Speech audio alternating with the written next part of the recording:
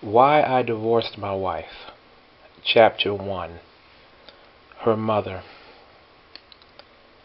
I have never met a more crazier bitch in my life. And if you're out there, we're just going to call her Irene.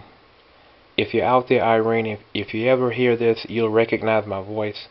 And I just want you to know, I thought you were the fakest person I have ever met in my life. Now, Irene used to sit around the house and tell me stories about how she was a child, the abuse she went through, from her mom and her dad. She says when she was born, the pregnancy was a bit rough, and when she finally was delivered, her own mom said to her, "Get that baby away from me." And she grew up in a house where her father was just incredibly abusive. She would tell me stories about her father. They lived on a farm. Her father bought a watermelon, and he would cut the watermelon out, cut the watermelon open, and eat the sweet part of the watermelon, the middle part of the watermelon, and leave the rind or the rest of the watermelon for the kids. He'd buy a box of chocolate. He'd eat all the pieces that he wanted and leave the rest for the kids. She even told me a story of how one day her father told her not to go out and ride her bike in a white dress, or not to ride her bike at all. But she went out and rode the bike anyway. Her father was at work. Of course, this was back in the 50s or so. There's no way he would have known. But her own mother called and called work and had him come home and give her a spanking in a white dress. She said a spanking so bad, or whipped her with a whip. Not a whip, but whipped her with a branch, like a tree branch back in the day, go get the switch. Gave her a whipping so bad she had, red marks all over her white dress, from the blood. And she just had a fucked up childhood. So anyway, she had her daughter, which was my wife. Now, allegedly, my wife tells me that she was sexually abused. But before I get into my wife, I'm going to stay on the mother for a while. Now, here's a crazy story about the mother-in-law. Now, I used to always wonder, I pretty much asked her, why don't you stay out of my marriage and attend to your own marriage? But her own husband was so beat down. This guy, let's call him Calvin. Let's call him Calvin.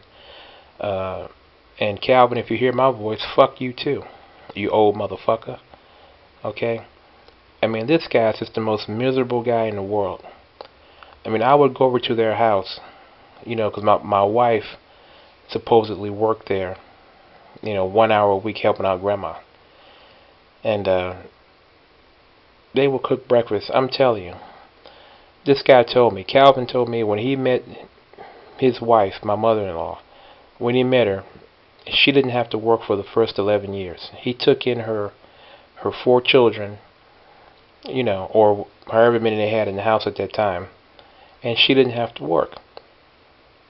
But she did get a job, later on. But with all that work, he would, or I would come over for breakfast, and she would make breakfast. Now, after 11 years of her not having to work and still buying him a house, she would serve him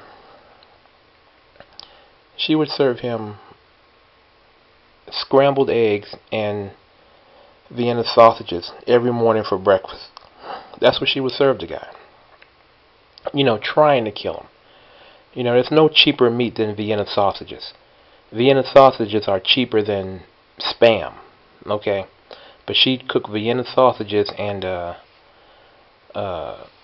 scrambled eggs for him for breakfast. And she served it to him on a paper plate. Now, mind you, there's nobody in the house but him, her, and the grandmother. She won't even wash those few dishes for him. And then she'd serve him toast. Now, she would spread the butter on the toast and serve it to him. I'm telling you, folks, the butter would be on the toast just like it was in the container, just stacked cold. If you spread butter on hot toast, the butter is going to melt, right? American standard. It's gonna melt. The butter is sitting on the toast just like it was in the container. And she would serve it to him and he'd eat it. Amazing, So you got cold bread, cold butter, and cold jelly. He'd sit there and eat it. I would just push the plate away. But they were always arguing over some dumb shit. He told me a story one time because she had a problem gambling, and they lived in Las Vegas. And one day his son was a DJ at one of the clubs there, and he had some little rank, he had a little pull. So this was back in the day. Frank Sinatra was still alive. He was doing his last few concerts in Vegas. The guy gets tickets to go backstage to see Frank Sinatra, right? He goes back to see Frank. He has $200 bills in his pocket. He hands the bills over to Frank and says, "Frank, can you sign these for me?" Mr. Sinatra signs the bills, gives them back to him. He signs one on the front, one on the back, gives him back the money. Then Frank reaches in his own pocket and gives the guy $200 and says, "You don't have to be out $200 because of me. There you go." Guy comes home. Calvin comes home, puts the money in a double frame, where you can see both sides of it, double-sided frame, puts it up on the counter. Now the wife, Irene, has a gambling problem. She takes the $100 bills to the casino and gambles them. And when she gambles the money away.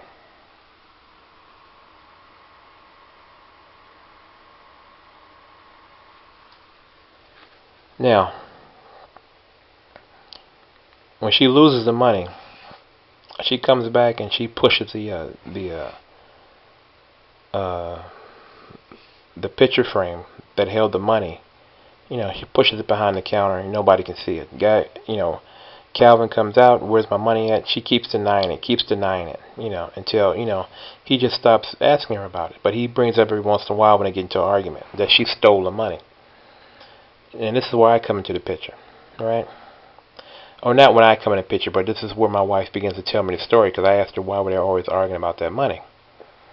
She says her mother did take the money, but this was at a time when the money was changing over from the way money used to look to the way it looks now. Money used to look different back in the day, especially a $100 bill. $1 bill looks the same, but I think, the 5s and the 10s look different. And the 20s, But a $100 bill, it looks different too. And Frank signed the old money. She went around town until she found a couple of old $100 bills, put them in the picture frame, put them back on top of the counter. He comes out and he notices that the signatures are not on the money. So he knew what was up, And he says the thing that got him the most was she was willing to spend the rest of his life telling everybody that he was crazy. He said that's what really made him mad. That's the type of person that she was. She is one nutty broad. It's just sad. But I'm happy for them that they're in their own misery. That's what makes me happy about the whole deal. That they are miserable together. And I'm not in that situation no more. So I'm glad I got away from one dingbat mother-in-law and one son of a bitch father-in-law. Now again, the father-in-law Calvin, he talked big shit, huffs and puffs.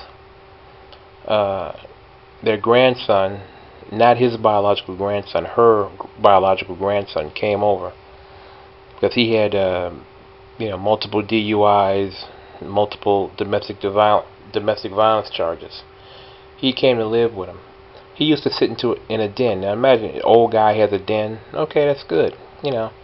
He goes into the den, the grandson, pushes out the entertainment system out onto the patio, 110 degrees out there, and tells the old man if he wants to watch TV, go out there and watch it.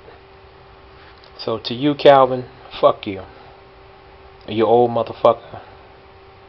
You never stayed out of our marriage. You never backed me up as just a man. You went along with all that bitch bullshit, and sure enough, you're the one that got punked most of all. So I hope that your last few years on this earth are just miserable, like I can see that they are.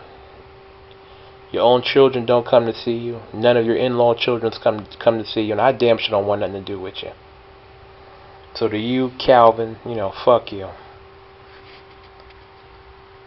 And with that, I'm going to end chapter 1 of the in-laws or the mother-in-law. And when I come back again, I'll have chapter 2, the kids.